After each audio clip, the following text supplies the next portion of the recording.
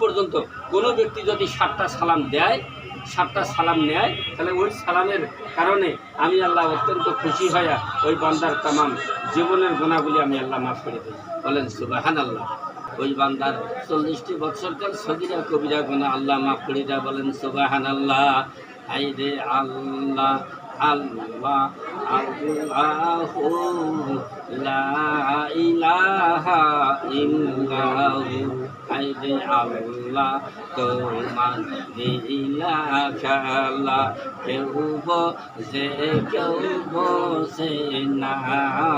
আল্লাহ তোমার লীলা খেলা কেউ বোঝে কেউ বোঝে না।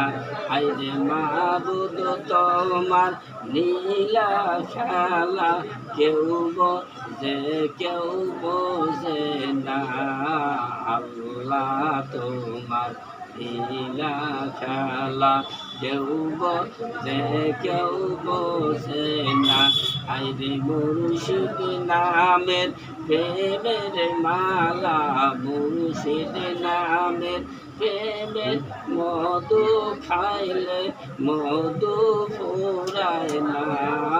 আল্লাহ আল্লাহ আল্লাহ আল্লাহ আল্লাহ আল্লাহ আল্লাহ আল্লাহ ও আল্লাহ রেমান আল্লাহ কর সাধনা।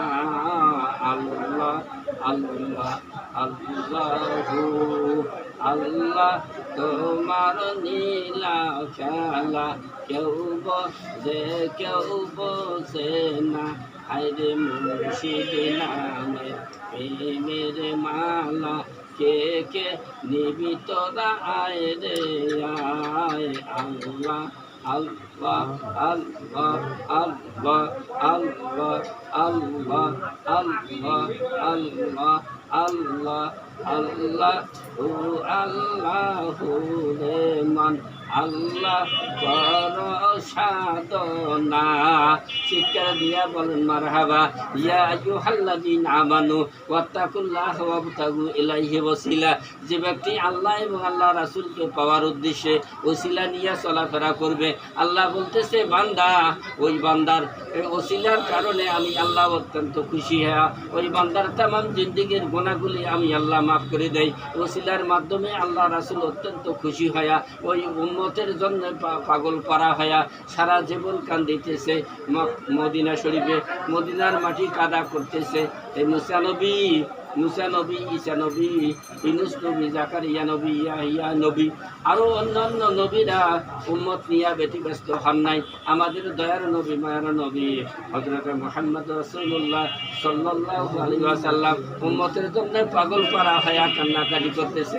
সবাই চিৎকার দিয়া বলেন মারহাবা। আল্লাহ আল্লাহ আল্লাহ এবং আল্লাহ রাসূলকে পাইতে হইলে ইয়া আইয়ুহাল্লাযীনা আমানু কাতালতুম নাফসা কিরাতান খাশিন মান কাতালাল্লাহু ইল্লা জান্নাতুল্লাতি ইব্রাহিম বুনিয়া ওয়াসমাউ লিল কাফিরিন আযাবান শাদীদা।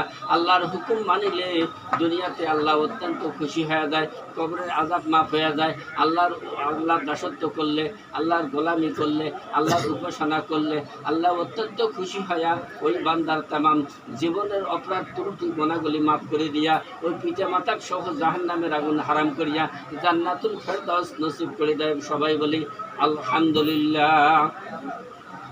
এই জন্যে আল্লাহ পাকের অশেষ রহমতের পরিপ্রেক্ষিতে আমরা যদি সবাই দণ্ডায়মান হয়ে থাকতে পারি তা আল্লাহ অত্যন্ত খুশি হয়ে যায়। আর আল্লাহ রাসূল উম্মতের জন্যে এত খুশি, এত জেহাদ, এত জুলুম জরিমানা, কত নির্যাতন নির্যাতন চালাইল আল্লাহ রাসূলের উপর, তারপরেও আল্লাহ রাসূল কলেমা ছাড়েন। আর আমরা এমন উম্মত হয়েছি, নবীর উম্মত হইতে পেরেছি, নবীর দাসত্ব করি না, আল্লাহর হুকুম হাকাম মানি না, যার কারণে আমাদের অধপতন এই দুনিয়ার মধ্যে। এই দুনিয়ার মধ্যে যদি অধপতন হয়ে যায় তাহলে আল্লাহ তোমার আমার জন্য বেজার হয়ে যায়। আল্লাহ যে ব্যক্তি যে বান্দার জন্য বেজার হয়ে যায় সেই ব্যক্তির তেরান মুক্তি পাইতে খুব কষ্ট হয়ে যায়। তা আল্লাহ রাসূল তোমার আমার জন্য সুপারিশ করবে আল্লাহর হুকুম হাকাম মানার কারণে। আল্লাহর নবীর সুন্নাহ মতে যদি দুনিয়াতে চলাফেরা করতে পারি, তাহলে আল্লাহ অত্যন্ত খুশি হইয়া তাম জীবনের অপরাধ ত্রুটি গোনাগুলি আল্লাহ মাফ করে দেয়। সবাই চিৎকারে দিয়ে বলেন সুবহানাল্লাহ। তো এই জন্য সুবহানাল্লাহ বলার কারণে আল্লাহ বলতেছে, আমি জান্নাতের মধ্যে এমন একটা আমার বান্দা গাছ গাড়লো, একটা সুবহানাল্লাহ পাঠ করার কারণে একটা এমন একটা আমি গাছ গাড়ি দিলাম, রোপণ করে দিলাম।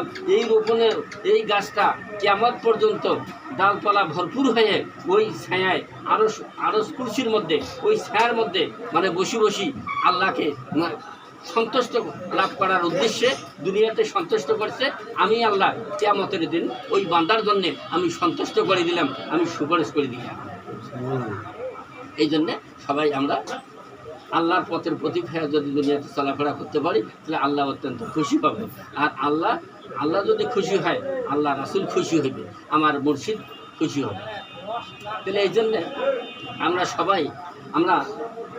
সবাই মিলিয়া মানে একাত্রিত অ্যাডজাস্ট হইয়া আমরা যদি সারিবদ্ধ হইয়া আল্লাহর গুণগান গাই, তাহলে আল্লাহ খুশি হইয়া ওই বান্দার তামাম অপরাধগুলি আল্লাহ মাফ করে দেয়।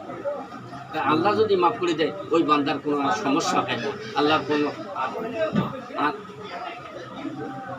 আল্লাহর নাম যদি আমরা একবার ডাকি, আর আল্লাহ ওই বান্দার নাম ধরি ডাকে ৭৭ বার। তা ৭৭ বার যদি নাম ধরি ডাকে, তাহলে আমাদের সমস্যা কী?